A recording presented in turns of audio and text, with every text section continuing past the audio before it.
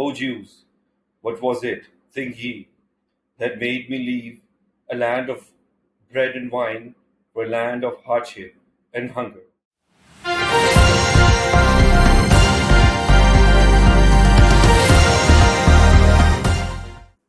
Assalamu alaikum wa rahmatullahi wa barakatuhu, everyone. Welcome back to my channel. Thank you so very much for joining me, for being with me, and for all the motivation and for all the support. Today we are on the book of the Martin Lings of Muhammad, his life based on the earliest sources, at chapter number 19, Aws and Khazraj.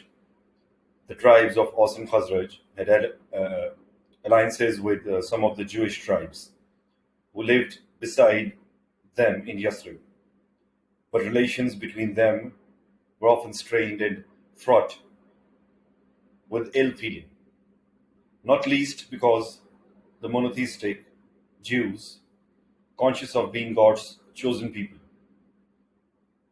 and despised the polytheistic Arabs, were while having to pay them a certain respect because of their greater strength. In moments of acrimony and frustration, the Jews had been known to say, the time of a prophet who is to be sent is now at hand. With him, we shall slay you, even as Ad and Aram were slain. And their rabbis and soothsayers even asked whence the prophet would come, had always pointed in the direction of the Yemen, which was also for them the direction of Makkah. So when the Yathrib Arabs heard that a man in Makkah had now, in fact, declared himself to be a prophet, they opened their ears, and they were still more interested when they were told something about his message, for they were already familiar with many of the principles of Orthodox religion. In more friendly moments, the Jews often spoke to them of the oneness of God and of men's final ends, and they would discuss these questions together. The idea that they would rise from the dead was especially difficult for the polytheists to accept. And noticing this, one of the rabbis pointed to the south and said that thence a prophet was about to come who would affirm the truth of the resurrection. But their deepest preparation for the news from Makkah had come indirectly from a Jew named Ibn al-Hibban, who had migrated from Syria, and who on more than one occasion had saved the oasis from drought through his prayers for rain.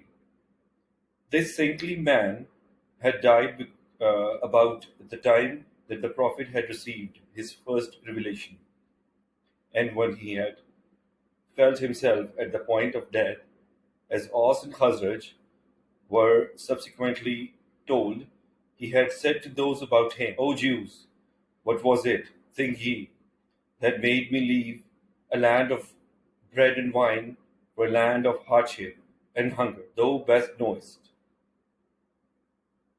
They said, I came to this country, he answered, in expectation of the coming forth of a prophet whose time is near. To this country he will migrate. I had hopes that he would be sent in time for me to follow him. His honor is close upon you. These words were taken greatly to heart by some Jewish youths who heard them, who were enabled by them, when the time came, to accept the prophet, even though he was not a Jew. But generally speaking, whereas the Arabs were in favor of the man but against the message, the Jews were in favor of the message but against the man. For how could God send a prophet who was not one of the chosen people? Nonetheless, when the pilgrims brought news of the prophet to Yathrib, the Jews were interested despite themselves and eagerly questioned them for more details. And when the Arabs of the oasis sensed this eagerness, and when they saw how the monotheistic nature of the message increased the interest of the rabbis tenfold, they could not fail to be impressed, as were the bearers of the tidings themselves. Apart from such considerations, the tribe of Khazraj was fully aware of its strong links of kinship with the very man who now claimed to be a prophet and who had visited Yathrib with his mother as a child, and since then, more than once, on his way to Syria as to Aws. One of their leading men, Abu Qais, had married a Meccan who was the aunt of Waraka and also of Khadija. Abu Qais had often stayed with the wife's family, and he respected Waraka's opinion of the new prophet.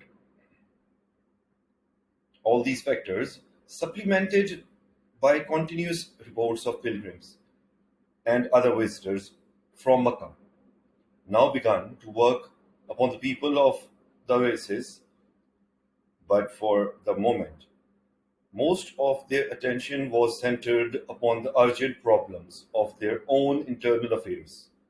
A quarrel ending in bloodshed between an Said and a Khazrajite had gradually involved more and more clans of the two tribes. Even the Jews had taken sides. Three battles had already been fought, but instead of being decisive, these had inflamed the souls of men still further and multiplied the needs of revenge. Allahu Akbar. A fourth battle, on a larger scale than the others, seemed inevitable, and it was in view of this that the leaders of Aus had the idea of sending a delegation to Makkah to ask Quraysh for their help against Khazraj. While they were waiting for an answer, the Prophet went the Prophet ﷺ went to them and asked them if they would like something better than what they had come for. They asked what that might be, and he told them of his mission and of the religion he had been commanded to preach. Then he recited to them some of the Quran. And when he had finished, a young man named Lias, son of Muad, explained, "People, by God, this is better than that ye came for."